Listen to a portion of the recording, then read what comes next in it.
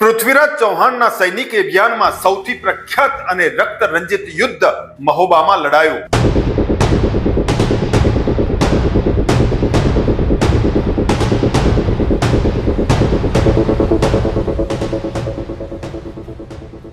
ઈસવીસન 1192માં એ જ તરાઈનનું મેદાન, પરંતુ આ વખતે ઇતિહાસ બદલવાની તૈયારીમાં હતો. પ્રથમ યુદ્ધની હાર મોહમ્મદ ગોરી માટે અપમાન નહોતી, પરંતુ એક પાઠ હતી. આ વખતે તે માત્ર સેના લઈને નહીં, પરંતુ નવી રણનીતિ, નવી વિચારધારા અને ઠંડા દિમાગ સાથે આવ્યો હતો.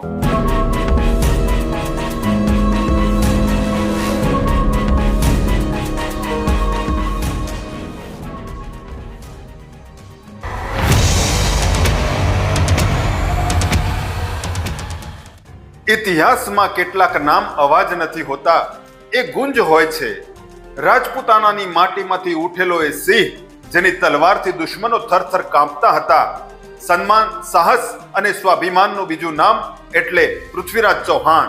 આ કથા છે એ યોદ્ધાની, જેણે હારીને પણ ઇતિહાસ જીતી લીધો.